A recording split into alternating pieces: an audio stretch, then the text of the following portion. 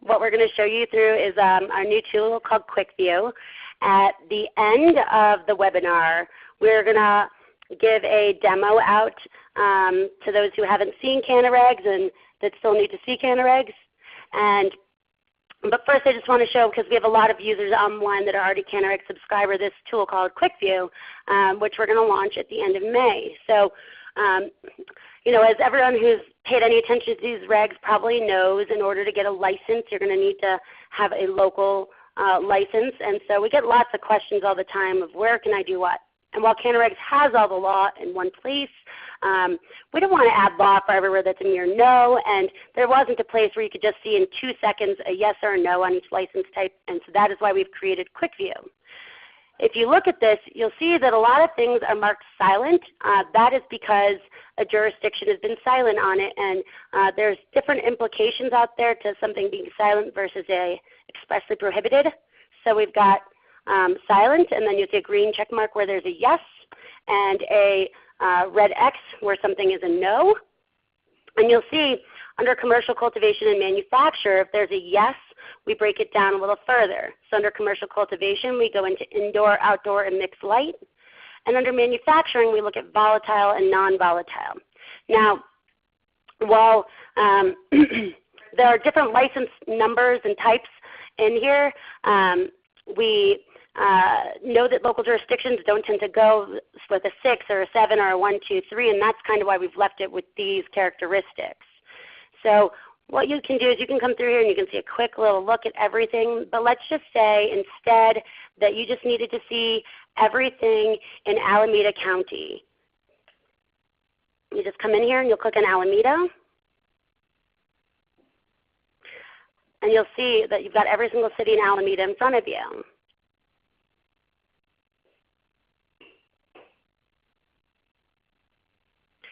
And you can see where in Alameda you can do X, Y, or Z. Now let's instead say you or your client is instead they're interested in just anywhere where volatile manufacturing is allowed. Instead you can choose by column. We'll click on manufacturer.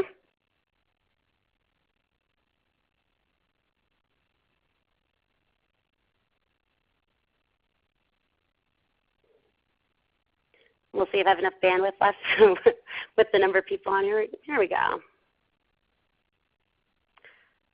And then I'm going to go specifically, I want to see the yeses.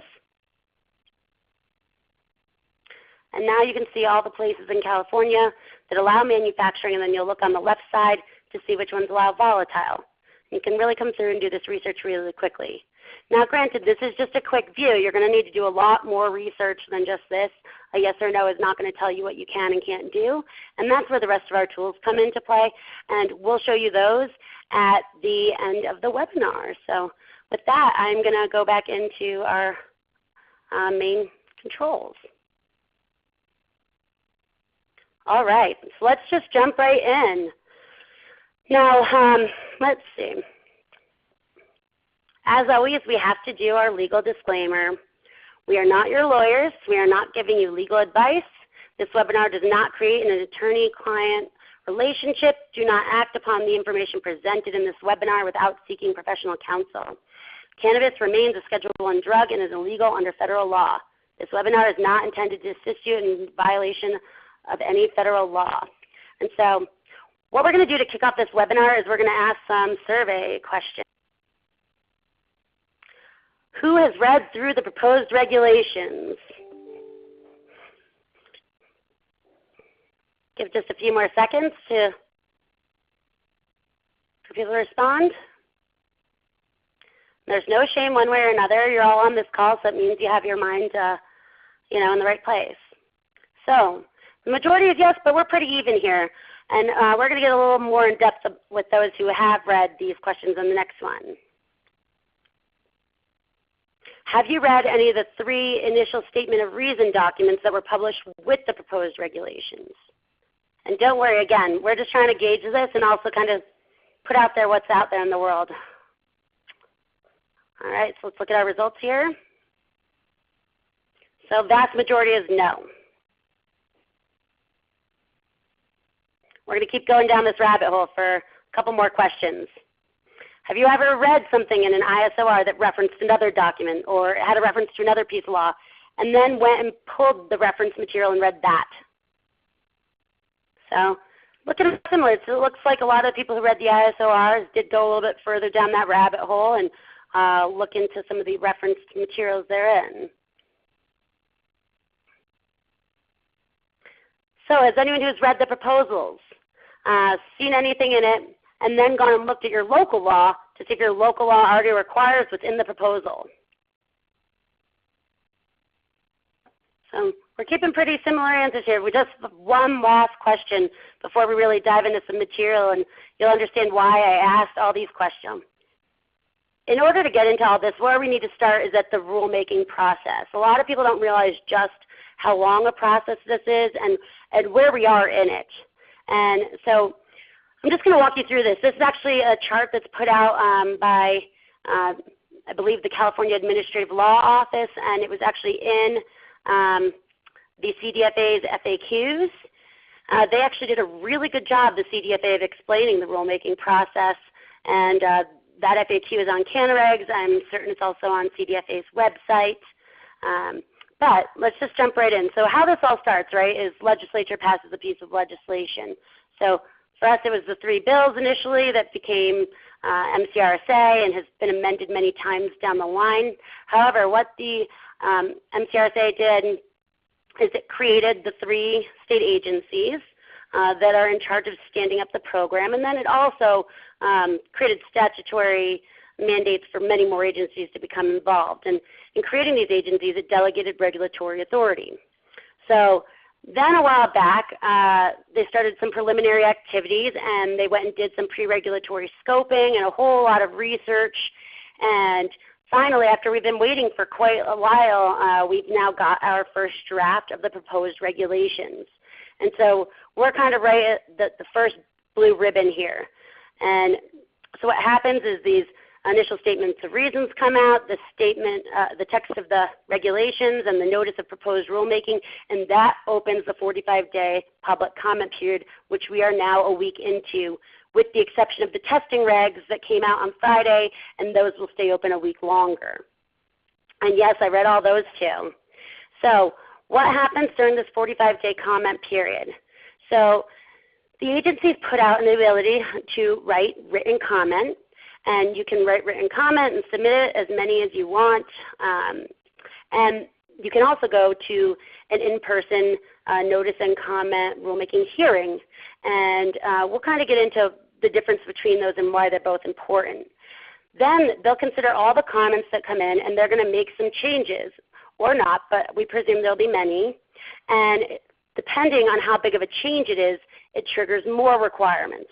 So if they are just really non-substantial and they're really related to what we were looking at, then they don't need to do any additional comment period. But if they make a substantial change that might not have been anticipated, even though it's significantly related, it triggers a 15-day comment period in which once again we get to comment, and they will again have to respond. If it's a major change, it triggers a whole new 45-day notice period. Once all these comment periods are closed, they will write up their final regulations. In them they will address all the comments. They will explain what comments came in, how they addressed them, and how they came to their conclusion, whether it be they didn't feel it was sufficient reason to change or not. Then they'll submit it to the Legislative Analyst's Office, and then it will get adopted, and we've got our regulations. Now, I bring up next for you the emergency rulemaking process. I'm not going to get into all the details of this, but the premise is when you don't have time to go through the regulatory process and you need something in place fast, you use emergency rulemaking. And the reason I brought it up is because if you read through all the documents put out by CalCannabis, which is CDFA, Food and Ag, they basically said they're going to end up being stuck using emergency rulemaking to implement the non-medical marijuana laws in time for their initial deadline. Then they'll go through the appropriate normal rulemaking process thereafter. Granted, a lot of things will probably closely mirror some of what we're seeing. Now, a couple things I want to also tell you as we get into this is part of why I asked all those questions is that everyone needs to read these laws themselves. There's no way that we can cover everything here in an hour-and-a-half webinar. But we're definitely going to leave you with instruction on what to do and how to write comments, and we're going to highlight a bunch of different interesting things. But the reason I reiterate again and again why you need to read these documents and their affiliated documents and the things referenced therein and the FAQs is because each and every one of you, we have government on this call, we've got marijuana businesses, we've got a boatload of attorneys, we've got consultants, investors, real estate. You guys are all going to have a different view and a different angle. And so each individual set of eyes is going to come up with different things. And I'm sure for those of you who have read them, I'll probably bring up some stuff today that you hadn't thought of either. So when we get done with all of this, we're still going to need to read, and it feels like a lot at first, but expect a lot more to come out with the final rules. And even in the coming months and years, expect a lot more.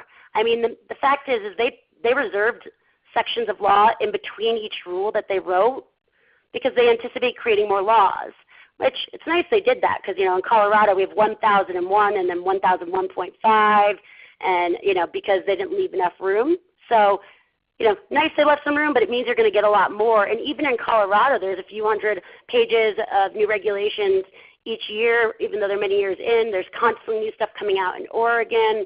Washington has done multiple overhauls. So this is by no means done when these final rules come out. Two other quick notes. You're going to see some citations throughout this presentation. These are not formal citations to the California Code of Regulations because they're just proposed. I just wanted to, for simplicity's sake, make it easy for you to find in the reference proposals. If you have the 3 documents, you'll be able to find what these subsections line up with very quickly. Lastly, I know many people are wondering about the trailer bill.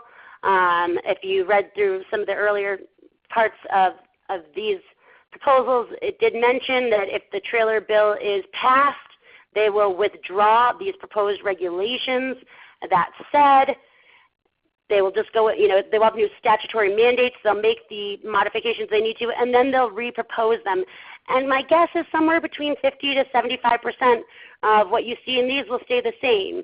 And quite honestly, if you write comment right now, they're still going to have that comment, and for all you know, they might incorporate some of your written suggestions before they reintroduce it. So don't let that be an excuse not to read these rules and not to comment and get involved with the process. So, writing comments. What types of comments are there? There are written comments and there are oral comments. Written, there's a whole format they've placed out there for it. It's pretty cut and dry. Oral is what takes place at the rulemaking meetings. There are about 4 per agency currently scheduled throughout May and June. I believe the very last one is on June 20th. Pertaining to testing, and the rest end around June 14th. And I iterate that these are both important. Written is great. It's in front of them. They can't ignore it. But one thing that's really unique about oral, even if you've already submitted written, is that it can really spark a conversation in the room. And I say that because, the last rulemaking comment, notice the comment rulemaking hearing I was at, someone got up to discuss, it was a particular testing requirement, and they're like, I don't think benzene should be dropped from the test. It's really dangerous if someone tests positive for it. And it triggered a conversation, and next got up a guy who owned a testing laboratory and said, hey, I make money from tests. The more tests you require, the more money I make.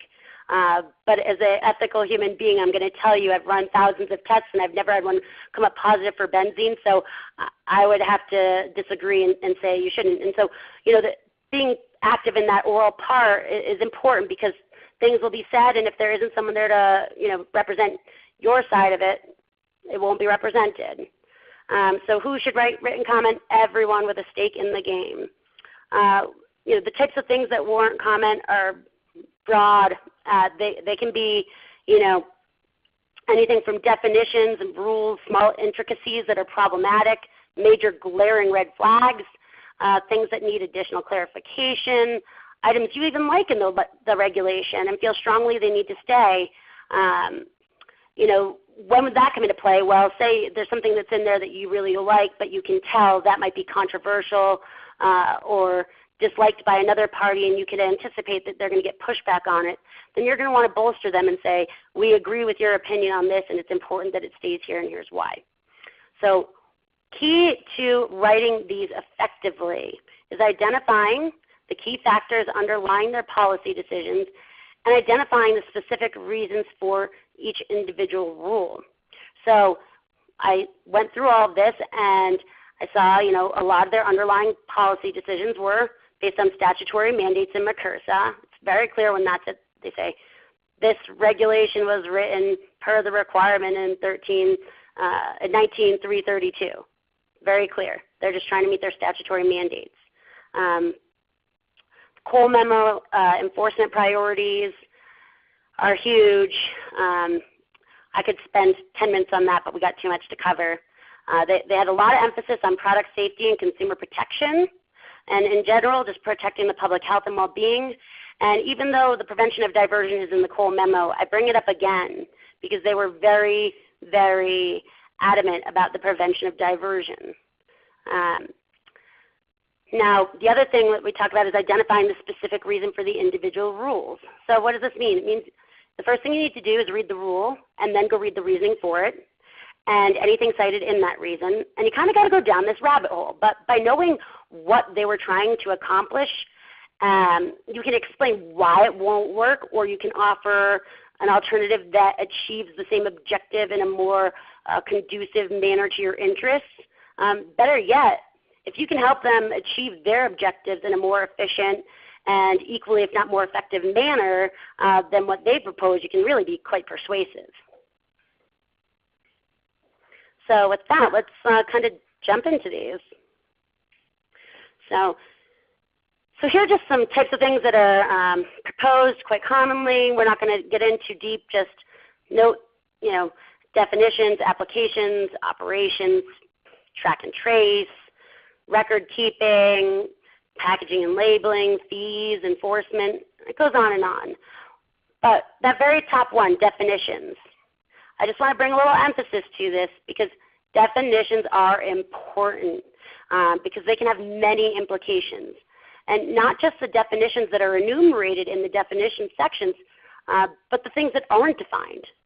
Some of you may want to ask for a definition so you have clarity, but careful. There's also the ability for that to backfire because if you ask for a definition and the one they offer is contrary to your interests, only you to blame. So you need to be careful, but how things are defined is really important and is worth your time in written comment. So as we actually go and dig through these regulations, I'm going to kind of go one agency at a time and hit on the different license types that they're dealing with. But first I just want to cover some things that were covered by all three agencies in a very similar manner. So the first one was a waiver of sovereign immunity. That being, tribal lands, people that people want to use and get a California state license on. They're going to have to waive their sovereign immunity with certain respects. And you can, if you want to read it, these are the citations in each. Just another thing to be cognizant of, there was a lot of written procedures that need to be drafted. And while these are not final regs, it can't hurt to look at a lot of the things that they required written procedure for and to get started. These are either going to be expensive or require a lot of manpower. They're very detailed in what they request, and you can't just write these to please them because most of the things that they want written procedures on, you also have to have written logs of how you followed your procedures. So not to be taken lightly. Property owner approval. So this isn't one anymore where you can play stupid with your landlord or, just sign up with your holding company name like many people do for their bank. This is one where you need explicit approval from your landlord, and they obviously need to sign up that they know it will be used for commercial cannabis business. So be aware if you are somebody that is operating in a way where your landlord isn't 100% certain. Continued operations for applicants operating prior to January 1st, 2018. So what this is trying to do is make it so that people who are currently in business don't have to shut down on January 1st and wait for their application to be approved. So this allows those existing businesses who have a local license to continue to operate until their application is approved or denied under certain conditions, those being that their application is submitted no later than 5 p.m. Pacific on January 2nd, 2018, and the continuing operations are the same commercial cannabis activity for which they are seeking licensure. So you cannot continue to cultivate if what you're applying for is a dispensary license, but you could continue to run your dispensary license if you have your local license while you're waiting to hear back on your dispensary application. Now, one thing they put in the notes here and the reasoning as to why July 2nd, 2018 was so that they wouldn't get a giant influx all at once. Kind of made me laugh because I'm pretty sure they're going to be slammed every single day from January 1st to July 2nd and many thereafter. But the idea was to give you time to get some of these things together that are going to be required in your application. And it's not a small number of things that are required. It's quite a few. Priority review. Priority review is going to be given to applicants that were in operation and good standing with their local jurisdiction by January 1st of 2016 and whose business ownership or premises are currently the same as they were on January 1st of 2016. So this is an interesting one, right? You want, people have been doing this for a while to have that priority, but there are some companies who are doing really well and might not be subject to this priority review because they're growing and likely they're taking on investors, which will change ownership. Likewise, if they need to move into a larger facility to expand, they're not going to be the same premises that they were in on January 1st of 2016. This is one that might garner a fair bit of comment. Should these people be penalized for this if they did so with their local government approval? Because if they got to change a location through their local government, what's that going to do? What if somebody died in between January 1st of 2016 and January 1st, and their ownership got transferred to their kids? Is that a reason they shouldn't qualify for a priority review? Or let's just say if the laws passed under McPherson, they realized that their current facility was too close to a school, so they moved locations to become compliant with the law. Bottom line is there's a million reasons long-standing compliant businesses will miss out on this priority review. And I just ask these questions because these are the things that you need to be thinking about when you go through this stuff to really analyze how is this going to affect me and what comment do I need to write to represent my interests.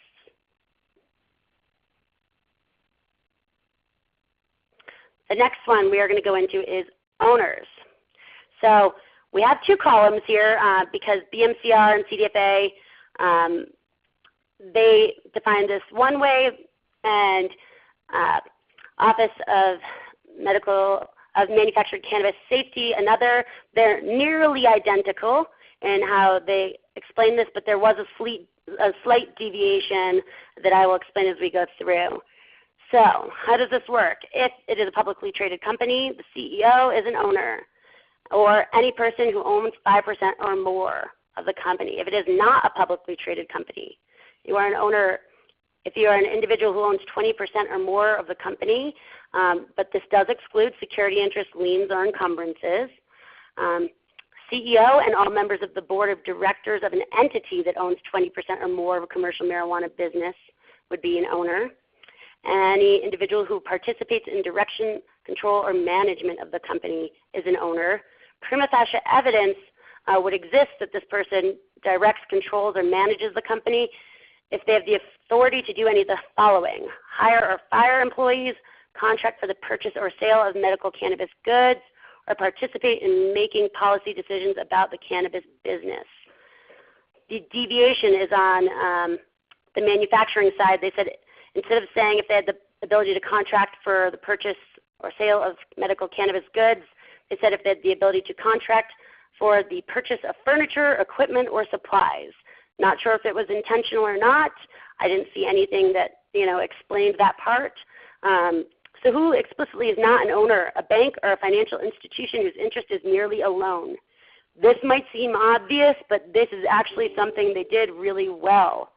This has been an issue in other states where people with security interests were considered owners, and they've done a really good job of not doing that. The same way that you own your home, not your bank owns your home, right? Your bank has a security interest in your home if you don't pay them. This law allows it to work the same way, but there were states where somebody who had a security interest in your home was considered an owner, or anyone who leased you equipment. Not addressed in this chart just because it's a little complicated, and again, timing was individuals with community property interests in the cannabis business. So again, this is one that might have some thought around it. So looked in a little bit deeper, and they said the reason they clumped these controlling parties in with the ones that look like more of a real owner was because they wanted those people to be subject to additional screening requirements, i.e. background checks that were required for owners. The problem, however, is that ownership also has other implications, and it could be problematic if any manager who hires or fires someone is automatically an owner. Likewise, the interior decorator who I hire to furnish the break room at the manufacturing facility, I mean, do they suddenly become an owner? Is the buyer at Macy's who goes out and scouts clothing and has the authority to purchase on behalf of Macy's, are they an owner of Macy's? Who knows? But there is some solutions, and they could just write a law that said people who have the authority to do X, Y, or Z controlling the company should go through the same background checks as owners. The only way, however, you would ever get to this conclusion and be able to write that kind of feedback is if you go and look at the initial statement of reasons and see that their reasoning was because they wanted these people to have additional screening. And the words they used was because in their role they can pose a threat to the integrity of the cannabis business, especially in terms of diversion of cannabis. So not exactly sure how the interior decorator leads to diversion, but we could see and understand why management could, fire somebody who's going to rat them out if, for what they're sneaking out the back door, or the person who's the buyer. Totally makes sense, but the solution you could suggest on something like this would be just to make them go through the same background checks as owners. So those are ones that were addressed by all three agencies. Now we're going to get a little more in depth on BMCR. So the Bureau of Medical Cannabis Regulation, I believe they're going to have a name change here soon, but that's what it is today. So I'm going to go through some general stuff, and then I'm going to go very specific into the different license types that these rules addressed. So one thing they did is they created grace periods for testing and labeling requirements. Basically, you get 180 days after licensure or until December 31st of 2018, whichever is sooner. During this time, you can sell untested goods so long as each package has a label with a date of purchase and the wording that this product has not been tested under the Medical Cannabis Regulation and Safety Act. So that's definitely nice for people because it's going to take a little bit of time to get things up to speed, and that's a healthy grace period. They also have expedited applications for military personnel. They don't have to be active anymore, so you can be active or have previously served, and you don't have to disclose when you're applying that you are military if you don't want to. It's optional. Now we're going to jump into dispensaries.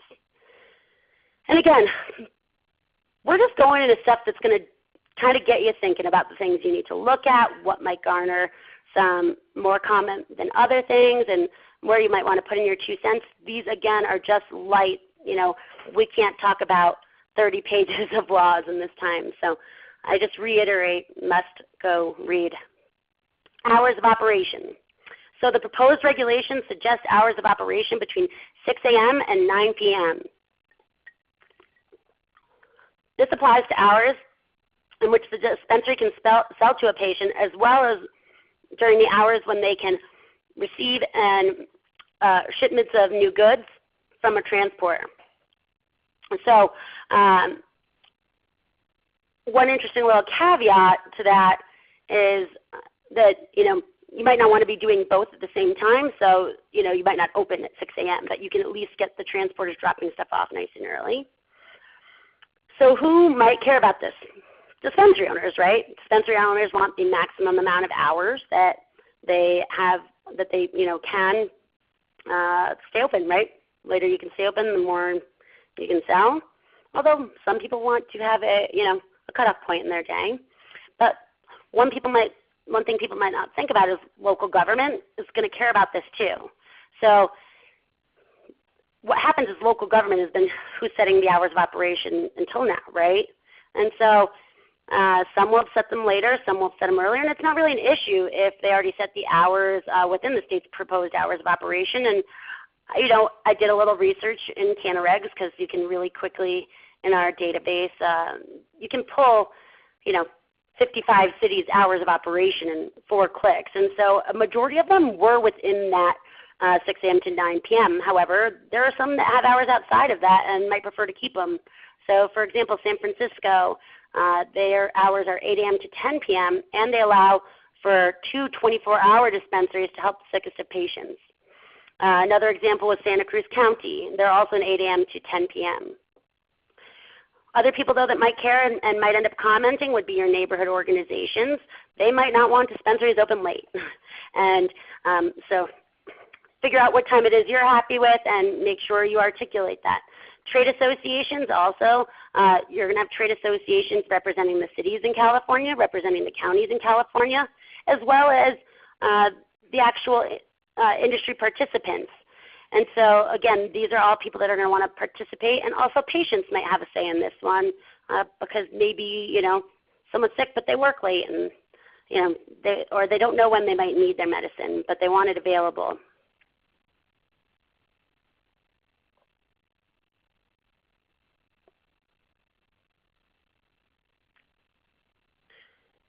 So continuing on, shipments received during business hours. We were just talking about that. It's the same 6 a.m. to 9 p.m. If they're received during business hours, they're going to have to go through a separate entrance than the one used by the public. This is, again, just another consideration. Is an extra door easy? Is an extra door more challenging? It could be small, it could be little, but I like to bring little and small up for you just so you can, identify these things. Daily purchase limits, 8 ounces. It can be more if the physician deems this insufficient to meet the patient's medical needs. So, I can't imagine much of the industry having too much of a problem with this, but who am I to say? I definitely never stood behind the counter and had a patient buy more than 8 ounces, so who am I to say? But this is one you could actually write in favor of too if you liked it. Because there's probably other stakeholders that will push back on that. It could become a concern, to cities that are close to state borders and not wanting to trigger cold memorandum, priorities such as cannabis crossing state lines. And so these are all just things you'll want to bring up. Abandoned goods. This is one I just thought was very bizarre and needed some clarity. That abandoned goods are treated as patient returns and must be destroyed. So anything that's returned has to be destroyed, okay? That's not surprising. But how do you define abandon? Is it because they, forgot it for an hour, for a day, for a week? Something that could probably use some more clarity. We've all, been to the grocery store before and left a bag behind at some point. We're all human, so I mean, should it be something that right away is a return and has to be in there? I mean, what if the seal isn't broken and you credit the customer's account? Why should you not be able to put it back into inventory, or tell us, say why it shouldn't? But it sounds like a simple rule, right? Left as abandoned, larger implications though. No free samples. So dispensary can no longer give patients free samples. No one can come on behalf of the company that they would otherwise be giving samples of. So the guy who comes from the cookie store can't do that either. That would go back on the dispensary and be a violation under these proposals. However, just note that distributors can provide samples to the dispensary so they can determine if it's something they want to purchase for their dispensary. This will just be no free samples to patients.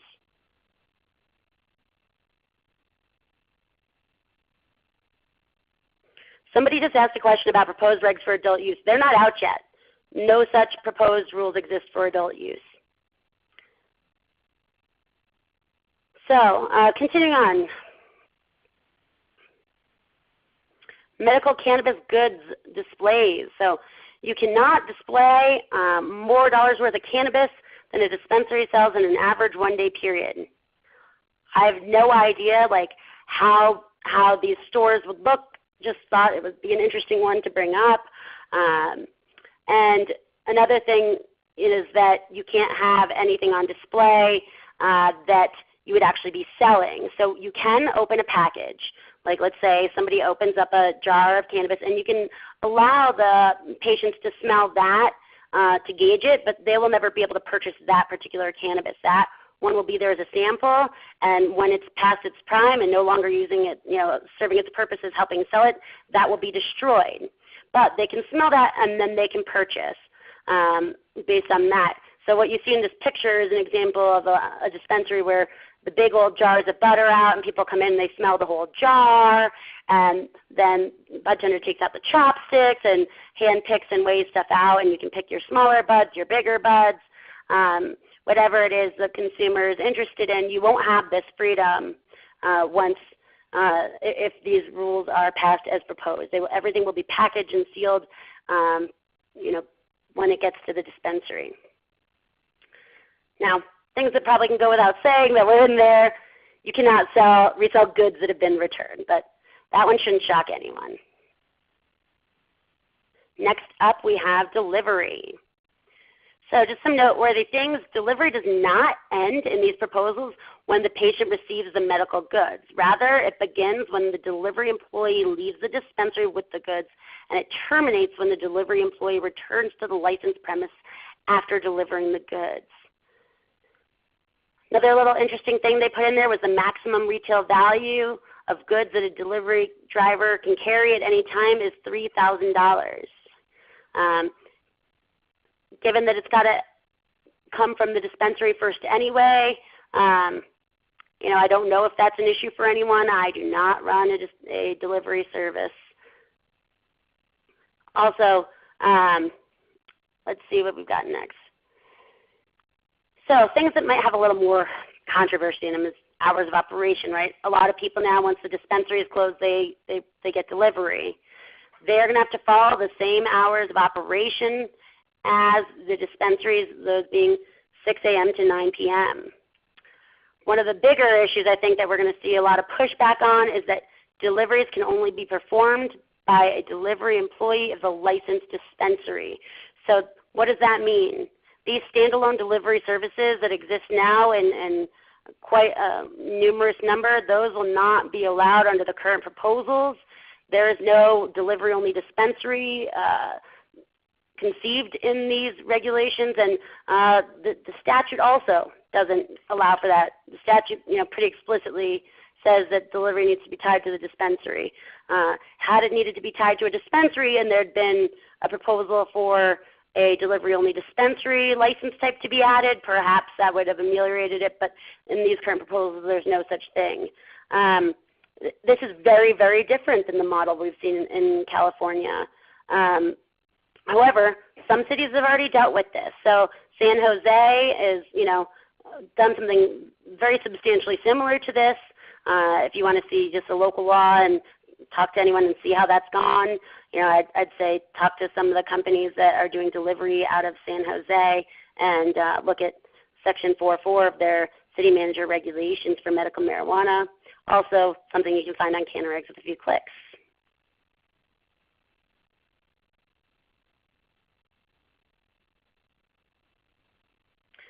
some more things about delivery that probably could go without saying, but got to lighten it up as we go through. All deliveries shall be made in person and cannot be made by an unmanned vehicle. Delivery employees shall not consume cannabis while delivering cannabis to patients. And delivery must be to a physical address and cannot be on publicly owned lands.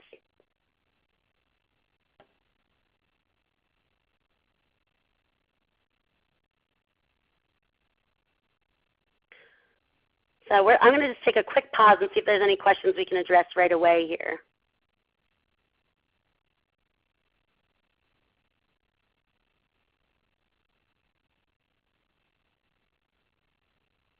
Okay, so some questions. Can you submit written comment if you are not a resident of California? The answer is absolutely yes. Anybody can submit written comment.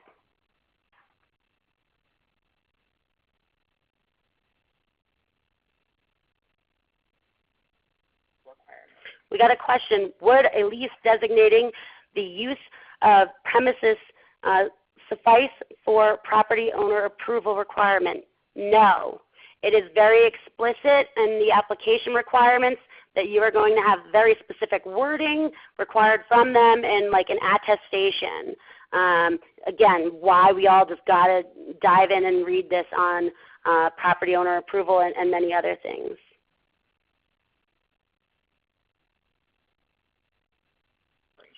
Got another question, priority review. Did this apply to collectives currently in operation? Yes, if they meet the qualifications of priority review.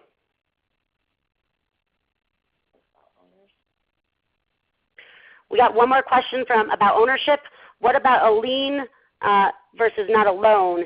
Does that make someone an owner? Neither a lien nor a loan makes someone an owner the way they've written it, because both of them would just have a security interest if it was a lien or a secured loan, or just be unsecured if it was an unsecured loan, but the loan would not make that person an owner.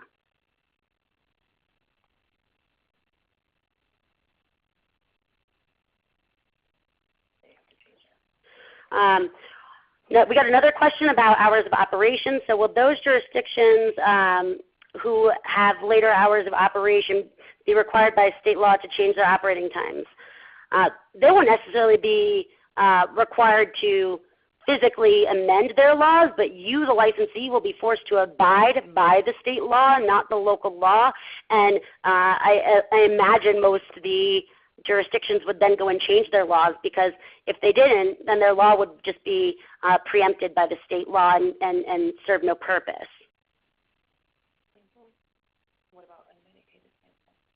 Last question before we go on.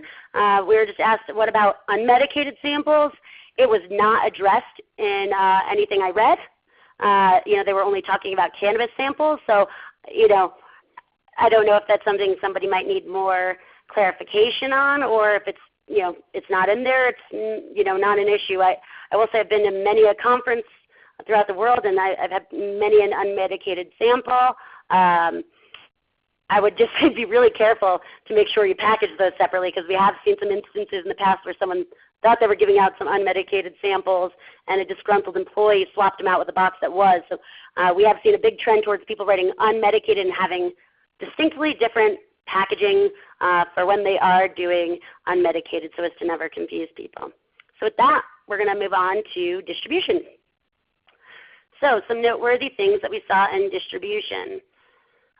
One thing that just stood out as interesting is that a distributor licensee may sell to another distributor. And that's, probably good for many different things, in that, you might only have access to a distributor in your geographic area, but your products can then make it throughout the state. Again, I'm not a distributor. I don't know if it's good or bad. That's why you all get to do the writing. And then laboratory testing sampling procedures. I just wanted to put this in here because there is a lot of emphasis on sampling throughout these proposed regulations. In this particular instance, the policy prevents distributors from touching the product while the laboratory agent is present taking samples.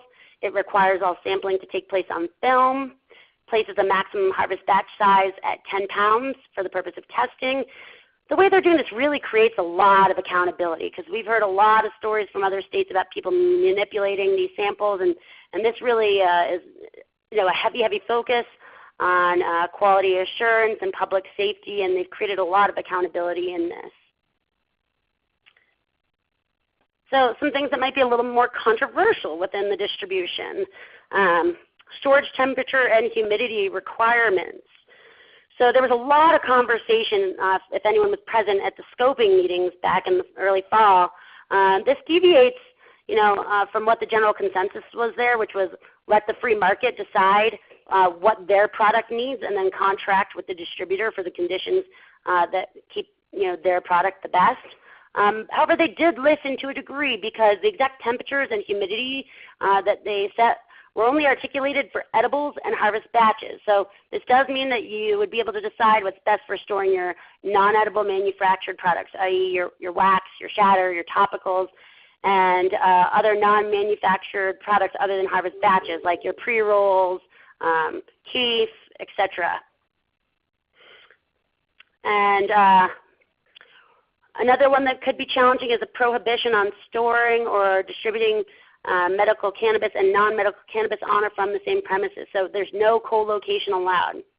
While you could turn one building into two distinct premises, the way that it's written, it would still require significant expense, in that you'd have a lot of duplicate purchases that would otherwise be unnecessary. Like you'd have to purchase 2 refrigerators, 2 labeling machines.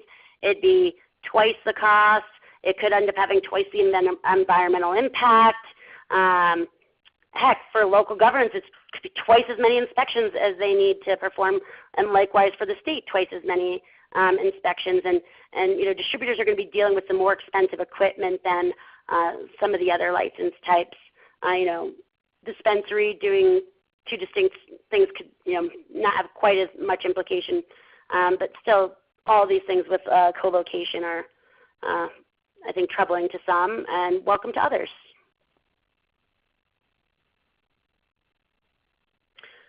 Transporters. So another noteworthy section here.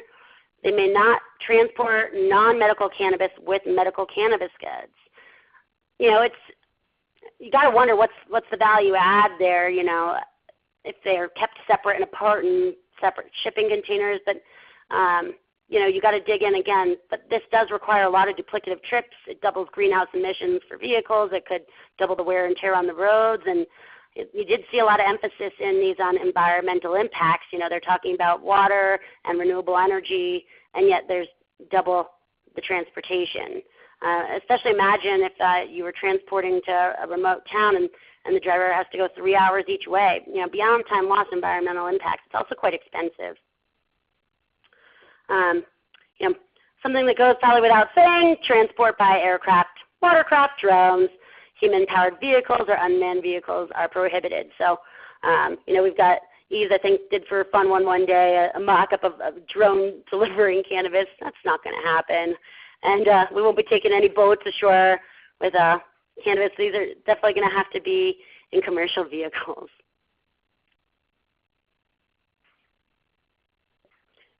So if I didn't already have enough work on my hands, the Bureau decided to put out the testing regs on Friday. So just as I thought I was coming out from being buried there, got hit with some more, but we got through them.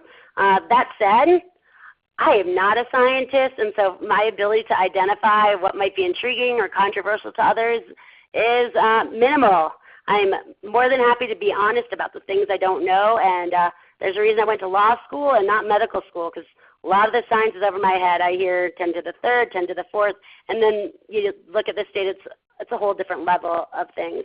That said, there's still some takeaways. There was a significant emphasis, again, on sampling procedures.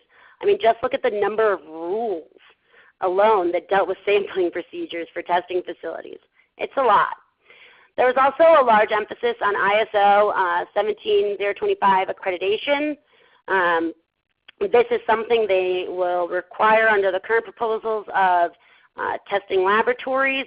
That said, one that does not have said accreditation can get a provisional testing license if they meet all the other requirements for a laboratory except for that certification. This provisional license will expire after 12 months. However, the Bureau does have the discretion to renew the provisional license for up to an additional 180 days if the lab has in fact applied for the ISO accreditation and has not had their application granted or denied yet. That said, at any point in time, even during your first 12 months, if your ISO application is denied, your provisional license will be revoked. Homogeneity testing for edibles. This was just an interesting one.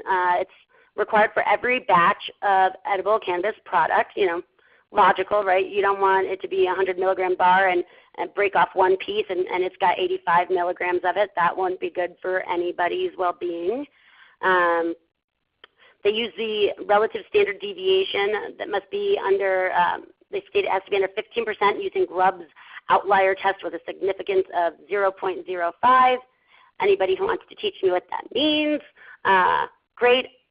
The sense I'm guessing is if you say 80 on the package, I'm guessing, you know, plus or minus 15% is going to be, you know, 92 as your top threshold, or 68. Yeah, at least I have my math skills. I can add and subtract. I'm just not a science genius. No, however, with homogeneity testing, if the test fails, it must be destroyed. You cannot remediate it, i.e. there's no melting the chocolate back down and trying to pour it into new bars that are more homogeneous. I'd also recommend do this test first, because if you fail this test, your product gets destroyed. So no reason to spend money on another test until you know it's past this one. Some additional tests that will need to be performed.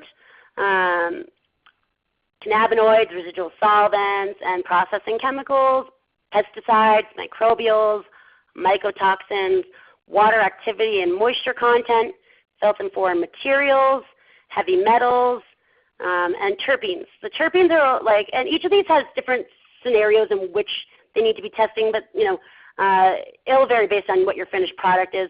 The terpene one, though, is only required if you desire to make a claim on your label that it contains terpenes. So the next thing we looked at, and I just give a little example, by the way. In this picture you'll see it says terpene high levels. You know, they're advertising their terpenes. So these are going to be someone that has to actually test and verify that it contains the terpenes. It says at the levels put out by the Bureau. Now, we might need some clarification on 5397A because it might imply that a medical and non-medical laboratory could be co-located. It's really vague and it's really light, and there hasn't been the non-medical marijuana regulations yet. So they didn't need to address co-location entirely in all this. There's a lot of hints as to where they're going, but in this one it's kind of vague because it says a laboratory shall store medical cannabis samples and items apart and away from non-medical cannabis samples and items. So perhaps that means they could be in the same testing facility. Who knows? I looked through the initial statement of reasoning, and it doesn't offer any clarity on this one. In this one, we don't really have a big controversial section because I don't know enough to say what might be controversial. The input of scientists are key here. You know, I've definitely literally sat in hearings where scientists went back and forth, like 10 to the 6th or 10 to the 5th on some, who knows what it was, and then one guy gets up and says 10 to the 4th, and there's a big ooh and an ah, and you know something important just happened, but I have no idea what it means, and so I won't even begin to pontificate. I find that people trust what I do say with conviction when I own what I don't. Now we get to go over to OMCS. So the Office of Manufactured Cannabis Safety. It is under the Department of Public Health. They are in charge of the manufacturers. Some key definitions under manufacturing. Batch. This is one you just kind of got to go look at it. It's just talking about what the batch size is, but it's just an important one. And you know, people have been waiting for a long time to know what was going to fall under volatile and non-volatile solvents. So for non-volatile, you've got any solvent used in the extraction process that is not a volatile solvent, and this includes carbon dioxide used for extraction. Volatile solvents are any solvent that is or produces a flammable gas or vapor that when present in the air in sufficient quantities will create explosive or ignitable mixtures. Examples include but are not limited to butane, hexane, propane, and ethanol. So next I'm going to go into the manufactured license types. This is an interesting one because under MCRSA there was just the type 6 and 7, but the agency here has gone in and created 2 more license types. So what they created was a type P license type that what they can do is just packaging and labeling. Basically, this allows for co-packing. The way that a lot of things happen in the food industry, for example, first cow comes from the pasture to the meat processing facility, and then the cow is processed, but now it needs to be packaged before it goes up to the grocery store, and it often goes to a co-packer. So likewise, the manufacturer can create the product, and they can send it to someone with a type P license. Also, a manufacturer that has one of these other license types can, on top of their existing license type, get the packaging and labeling license type. They could get a type P so that they can do this on a separate facility. And having a type P is not going to prevent you from having any of the other license types. You can have both, and you can have a separate facility for it. That said, you could also do your own packaging and labeling with any of the other license types. So the other new license type they created was a type N. N for infusion. I know that infusion does not start with an N, but it works for us. They're allowed to package and label just like the type P, but they can also produce edible or topical products using infusion processes. They cannot conduct the extraction that yielded the cannabis being infused in the product, but if they have the oil, the butter, whatever it may be, they can infuse it into the topical or into the edible with a type N license. Next up, you have your type 6 license. And most people know that as the non-volatile manufacturer, and that is correct. They can conduct extractions using mechanical methods or non-volatile solvents. However, if it is CO2 that they use as a non-volatile solvent, it must be closed-looped. The system must be certified by an engineer, and it must have been approved by a local fire code official.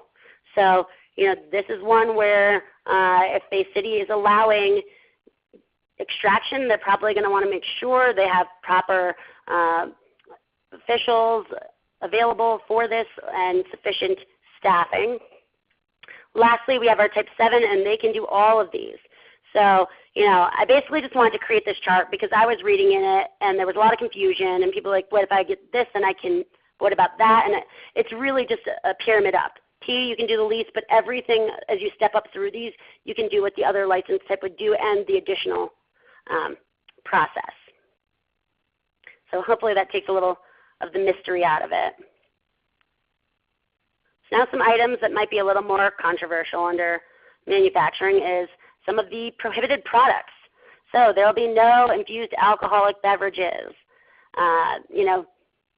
We'll see what comes in the backlash of this. I mean, this is a state that's trying to be thought out and protect public health and well-being, and there are some known of what the two do to enhance one another negatively, but many people might find it positive. I'm guessing there will be liquor lobby involved in this. There will be, I imagine this is something local governments might want to comment on because there's no denying that people's impairment is significantly enhanced when the two are used together, and they want to protect the safety of their citizens when it comes to drivers. I mean, nobody should drive and use this stuff, but unfortunately we can't prohibit, we make it illegal, people do it. Also prohibited are non-cannabinoid additives that would increase the potency, toxicity, or addictive potential, or that would create unsafe consumption with other psychoactive substances. So for example, that would give you like nicotine and caffeine. So at least this industry is getting started on a foot. Unlike the tobacco industry where they can get you addicted to stuff that will cause you cancer. So I don't see how a lot of people could be too much pushback on the nicotine, but I'm sure there are people that are have anticipated products with caffeine, and we'll see how this all comes out. But there was a lot of pushback on that. Another thing, any sort of food that could support infectious growth if held above 41 degrees, and there was a lot of different things that come into this, but juice from fruits or vegetables, canned products, dairy, any baked goods with dairy in it like cream and custard were explicitly mentioned, meat and seafood. So I regret to inform you, under the current proposals, there will be no cannabis-infused beef jerky. Another one they prohibit is products where cannabis is applied to commercially available food or snacks. And that is one where we've seen this get outlawed in Colorado as well. The picture doesn't exactly go with the next one that's an issue in there, but this is just to show you these are, you're looking at some sour watermelons, and what that company did was they buy the watermelons and they'd spray the cannabis evenly across it, and it didn't work out so well, I guess. Or it became illegal for many reasons. That's for another day. And one of the most contentious things will definitely be the maximum number of milligrams per package of edibles being set at 100 milligrams and divisible into 10 milligram servings. I think we're going to see a lot of comment on this. I think a lot of people won't fight back so hard on this for recreational, but there's definitely medical patients out there who take significant amounts, and I don't think people are going to want them having the caloric intake of 10 candy bars. But to be determined, and I'm guessing there's going to be a lot of outrage here from the activist organizations and the patient organizations, as well as the infused products manufacturers and dispensaries here.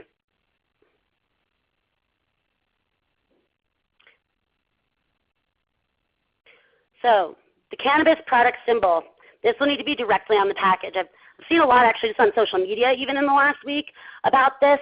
I'll be honest, I'm not so perturbed by it myself because, if you read the ISOR, they considered some significantly more challenging alternatives.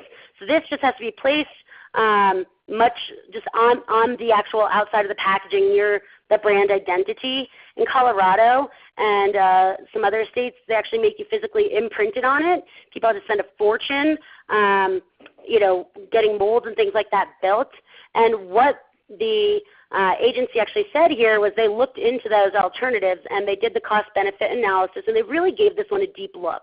They went and looked at what were the ages of the people being poisoned by this stuff the most often, and they found that the most common age was around 2 years old, and decided that a 2-year-old isn't going to probably notice much difference from the print on the product versus it on the label. And bad parenting, they mentioned literally negligent parenting in the ISOR, and they opted to just put this on the sticker. So yeah, it's not pretty, but all things considered, I think that they were actually pretty reasonable on this, and I'm sure people disagree, and that's why we have comment, period. Another really interesting one that's going to probably get some backlash is that a change of location to a new premises requires an entirely new license. And in many other states, you can apply for a change of location at the local and state levels, and if both are granted, you can change your location and keep your existing license. For example, Colorado and Nevada. So it's quite a challenge to move, and also if the licensee doesn't own their property, this really gives the landlord quite a bit of leverage on them to exploit their tenants. One thing that I was just kind of like marveled by was this application requirement requires you to estimate your anticipated annual revenue from all sales of manufactured products. And it's just really interesting, I think, to see in the first year how far off companies are. I think most have no idea. I think some have an idea that they're going to face a lot, but not to what extent of what regulatory hurdles they're up against, how this is going to affect their production, when they're going to get to market. If they're really early, it could be a lot higher because there won't be as much. What will the prices of their product be once they're adjusted to accommodate for these increased fees and compliance costs. This just seems really challenging in year one to do. And then also they go on and actually base the license fee on annual revenue. And it's the sliding scale.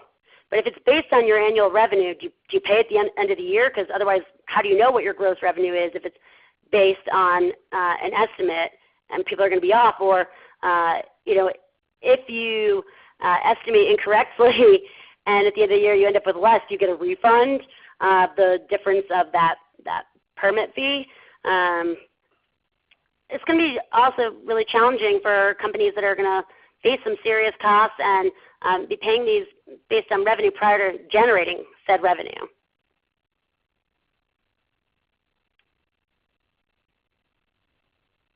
And now, last but not least, we'll get into cultivation, and I will try to speed this up, but there's just so much to cover. So just a key definition, canopy. This is an interesting one. It was pretty neat that it didn't need to be contiguous actually. You get a total canopy space of X based on your license type. And so long as they were distinct areas, and I believe it was like separated by 10 feet, and there's some rules. So that was a positive, but it's pretty funny. They were already anticipating the people trying to beat the system by shelving and stacking plants higher within their surface area. And so they put in this thing in the definition that says the surface area of each level should be included in the total canopy calculation. So not going to get away with just stacking and trying to get out double of what you're supposed to have. Just some noteworthy application requirements in there. If you're applying for an indoor grow, there's an attestation requirement that the local fire department has been notified of the cultivation.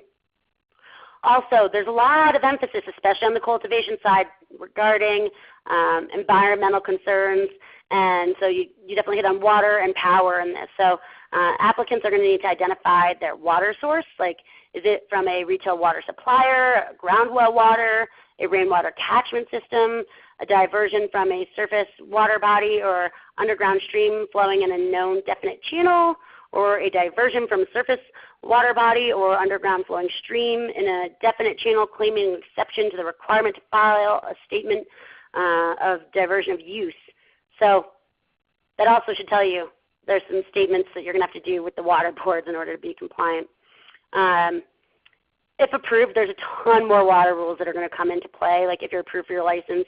And so we put a couple statutes there you can go and read if that's something that's important to you. And then it also says you have to be in compliance with 13149 of the Water Code as enforced by the State Water Resources Control Board, another one where you need to go look at what that says. One thing to note, though, is a lot of local jurisdictions have already addressed water. Just one example is California City, and there's a citation if you want to look at that, but there's many, many more. Applicants for an indoor grow will also need to identify their source of power for illumination, heating, cooling, and ventilation. If approved for licensure, they'll need to have power sources that are at least 42% renewable, or they're going to have to purchase credits in a solar farm for energy offset impact. However, again, a lot of jurisdictions have already done something more stringent than this. You can go look at the Berkeley Municipal Code, Richmond, Sonoma. There are many that require 100% energy impact offset. So some things that are likely to be a bit more controversial in reality here is prohibition on the use of generators, except for temporary use in the event of a power outage or emergency. I know there's a lot of rural growers out there that are using these. There's I see conversations about generators all the time, and I know that local governments have dealt with them in some ways just via noise complaint, but a lot of places still allow it, and this is going to be prohibited unless it's just a short outage or temporary event. That said, you can replace it with solar, and that takes us to see if we have gotten you completely asleep yet to our next survey question. If you work with a cannabis business, does your company currently use any of the following power sources. And let's see our results. So most people are on the conventional electrical grid. There we have it. But there are a number of people that have these generators that are going to have to figure some stuff out. But hopefully there's a lot of sun, because if you're growing cannabis, I'm guessing outdoors with a generator, there's probably a lot of sun. But again, these are things you can write in about and try to find more caveats, etc. So see what we've got on this last slide here. One last thing that probably goes without saying, just to end it on a fun note, if you discover some human remains in your cultivation activities, you need to stop what you're doing and you need to implement 750.5 of the Health and Safety Code. We always like to just touch on some of this stuff because we got to find some of the funnier stuff in this when we're really digging deep in the regs. And so with that, we're going to go to Q&A. We have a whole bunch of questions lined up, and we have more coming in, and I'm going to answer a few of these. So one question we got is, did the OMCS address residency requirements for the manufacturing licenses? I did not see anything about residency requirements. In fact, I have not seen anything about residency requirements in any of the license types in California. And from everything I've read and conversations I've had, I don't anticipate there being any. Next question we saw is, how does this affect personal grow of 6 or fewer plants in one's own garden? This is not related to that.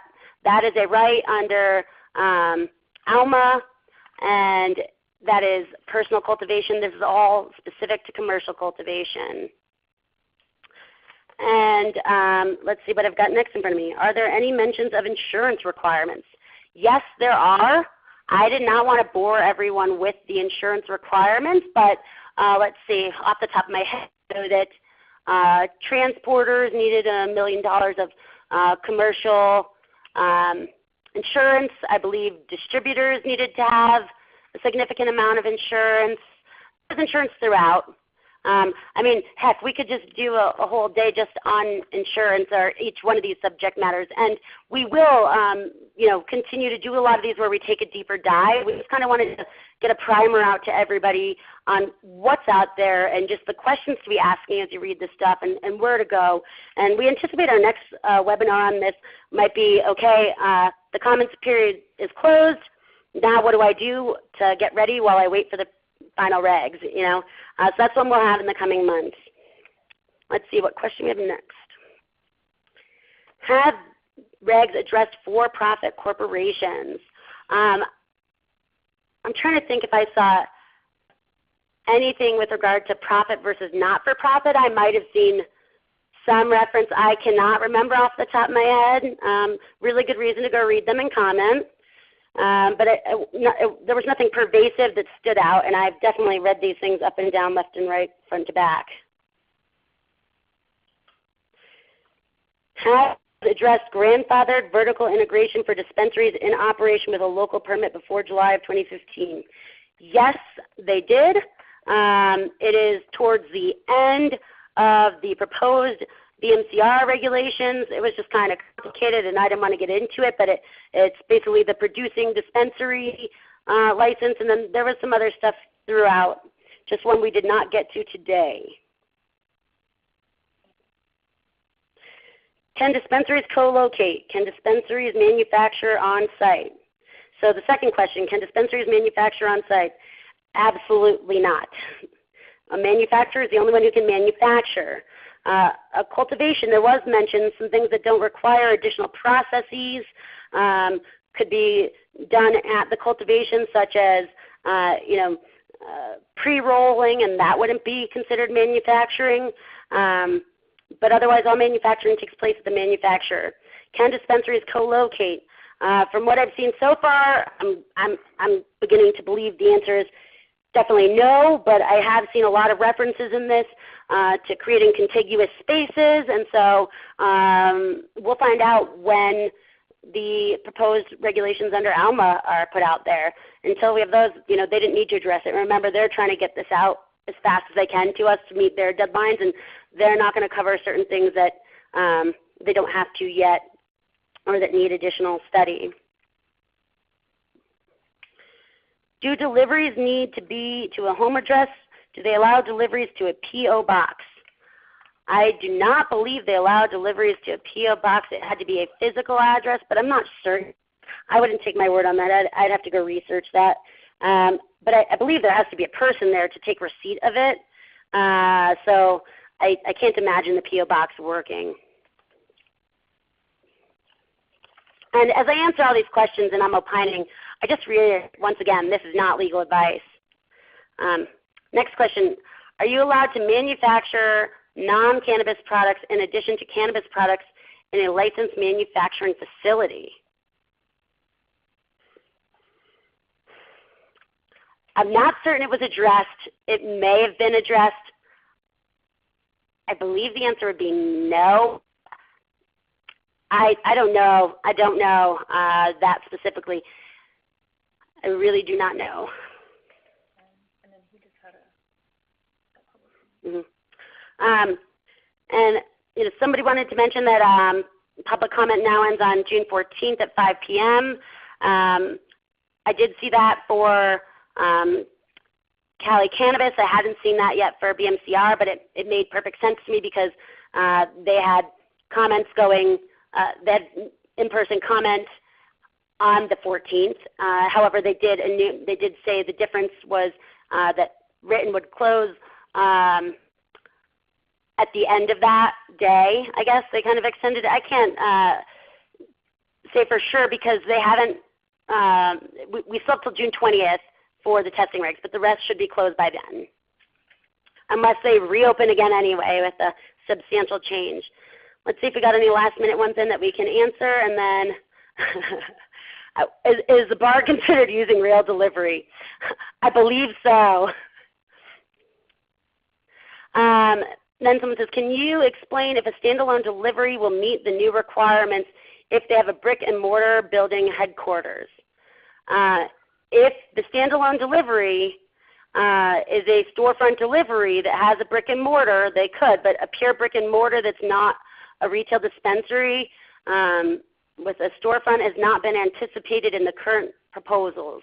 Again, something to write comment about. Let's see. Someone asked, did I read the budget trailer bill and how do I think this would affect it? I've read it, but I don't even spend time pontificating because I think there's going to be significant changes before that thing is signed into law. Let's see. If there's any last things I can answer, and then we'll jump into some CannaRegs stuff. Let's see. Can a cultivation license be granted in the same building with a non-volatile manufacturer with an edible commercial-grade kitchen, all in the same building but with different licenses? I don't believe so. I'm not certain. I would again have to dig into these. And if you had a way, that they might feel good about it, you can pitch that too. Let's see. This webinar is definitely being recorded, and we will send out an email with a follow-up and a link to it. And yes, I do need a drink after reading all of this. Thank you, Mr. Gunther. If we don't have any more questions, I'm going to go back to sharing my screen, and I'm going to show some people through CannaRegs and give you a tour because we just kind of got to see a really quick snapshot. All right. So before we saw a quick view, but I'm going to start us back at the start. And just a little background on this if you haven't learned a whole lot about CannaRegs. I am an attorney. I probably talk like an attorney. I don't practice law, but before cannabis industry, I used to be in the banking industry. I worked at the Federal Reserve Bank, and I dealt with dense regulations all day. One day I went to do some regulation searches on the banking issues, and I found myself an information problem. I got really frustrated doing the research and thought there had to be a better way to organize this information, especially in an industry that's so local in nature, and that is how CannaRegs came to be. So what you are looking at right here, and of course anyone who's watching this who wants a more personalized demo, please just make sure to use the links in the emails that we've sent you to request one, because how each individual would use this is definitely different. But And what you see here is also, this is our home page, but what you see is dictated based on what you're subscribed to. My user, since I'm giving demos all the time, has multiple states of access. So you'll see in my most viewed a few things from Colorado. Recently added is on the right side because we always are adding new content to CannaRegs, but not everything that we add is critical. Still, we want you to see that we're adding new stuff and building out new jurisdictions in more depth. Top critical issues are things we want you to see. We tell people to kind of start your day here and end your day here. If you spend 30 minutes 3 times a week right on top critical issues, reading what we've curated for you, and then spend an hour a week in the next tool I'm going to show you, you can really be a subject matter expert with quite a bit of ease and know what's going on around you. So what's in top critical issues? These are going to be city level meetings where something important towards legalization is happening, any sort of announcements of pertinence or new applications that come out, any proposed regulations, any adopted regulations, things that we want you to see. We are curating this for you. So you'll see, you look here, okay, what's going on in the Dixon City Council meeting.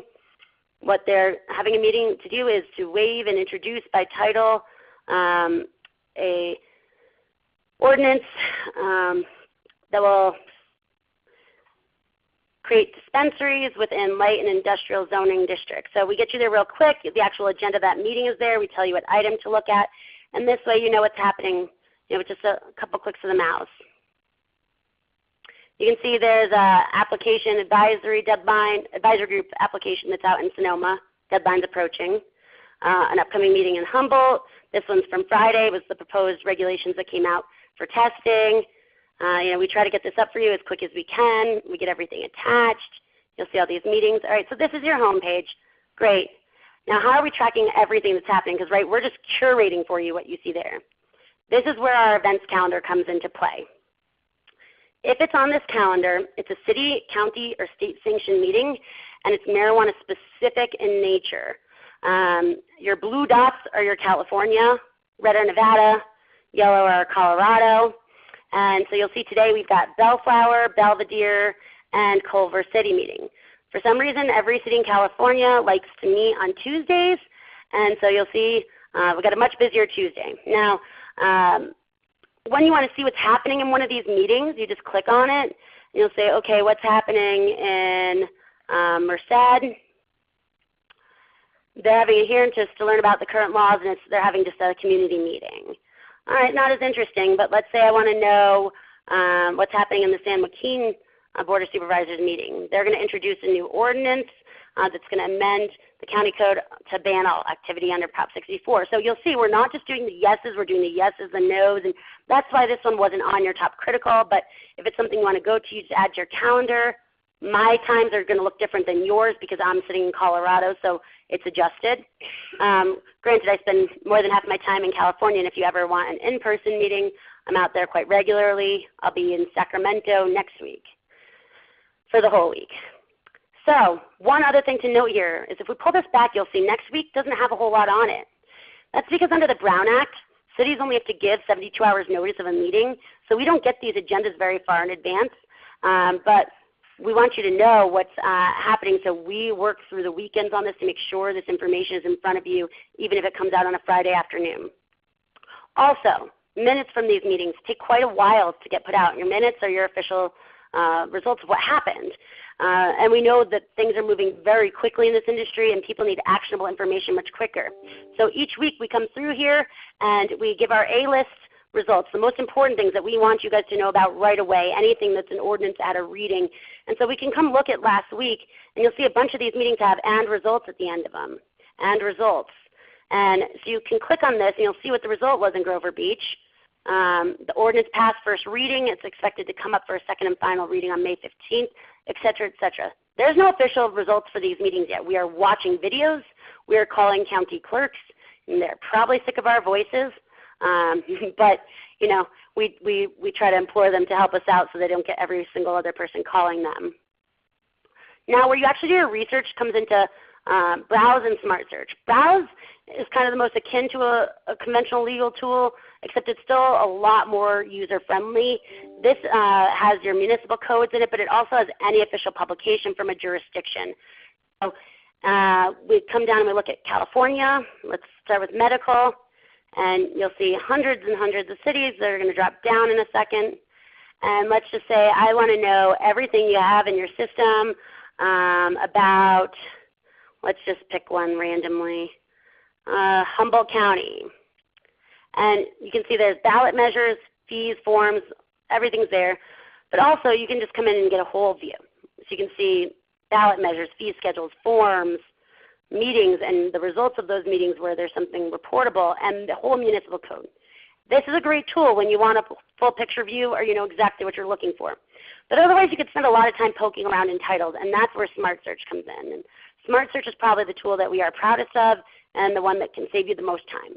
What we did here is we turned the searching of law, which can be a long, tedious, monotonous task, and we made it as simple as shoe shopping.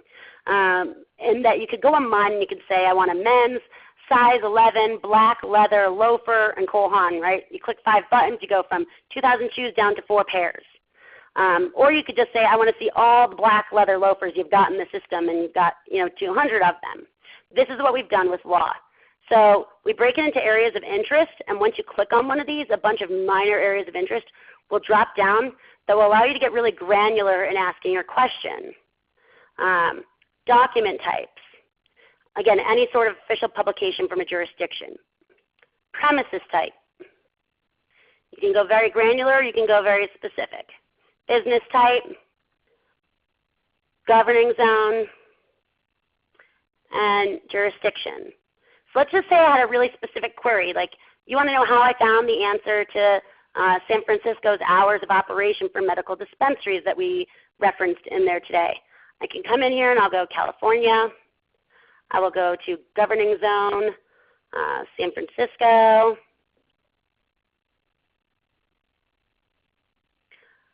We knew specifically we were looking for a medical dispensary. If I didn't know what document type it is in, I could leave this blank. But you'll see, before there was a giant list, now there's very few. This is like the same idea as if we had hit leather loafers, Nike would have gone away. If I don't know that I can leave it blank, I have a feeling it's going to be, actually it could be in regs or county code, so I'm going to leave it blank. I'm trying to figure out hours of operation, so I'm going to figure that's going to be an operations and facilities issue. And now come down my minor areas of interest. Now there's often a lot more, but we've already narrowed it to 4 results, so there aren't as many. And then you can come in and play around with all these different things. So now let's instead, we've already narrowed it so much we didn't even need to. You just come right in and you've got your law here. And this gives you the answers you're looking for. But let's just say instead you wanted to cross-compare. So let's say you're in a city where there's no odor control laws yet, but you have a feeling one's going to come down the pipeline, and your state law requires you to have an odor control plan, and you don't even know, what should that have, what does it require. I want to just cross-compare what have a bunch of other people done for odor control requirements. I'm going to come into operations, facilities, and transportation, and this time I'm going to have a really long list. Odor control is a facilities issue, but I didn't narrow anything else down. So you see there's a lot of these areas of interest, but I'm going to go specifically for odor control. And now I've got 73 laws left in front of me, and I can come and cross-compare what everyone's done for odor control. And I can look to other states for guidance too. So we have about 40 law firms in California using the software, and a lot of them subscribe to Colorado, Nevada, and California, so they can look and have some foresight on some of these things that haven't even been addressed yet in California. But you can also, if you're just a California subscriber, you'd still get quite a few references here.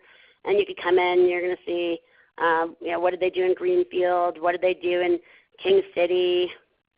And you can also just come straight back to your results each time. What did they do in Oakland, whatever it may be. You can click through these though now and we'll see, all right, what did they do in Greenfield? They just said you need to operate in a manner such that you're not adversely affecting people's health with odor. All right, so that one's not so detailed. Let's see what the next one says in King City. Odor control. So this is much more specific. Odor control devices and techniques shall be incorporated in the commercial cannabis business to ensure, so that's the thing. You can come through these, you can really cross-compare. This even talks about exhaust air filters and air systems. And the idea here is you can really get a lot of frame of reference. You can ask very specific questions. You can ask broad questions. Or you could just say, show me every single law that has the word water in it. And you can search up here at the top, and we'll give you every answer that has water in it. And there's a lot to be done in this tool. It's really flexible. Again, we can really tailor these demos to what your specific needs are. And let us know. Thank you for staying on for an hour and a half. And we hope you got some good content out of this. With that, I think we're going to call this a wrap.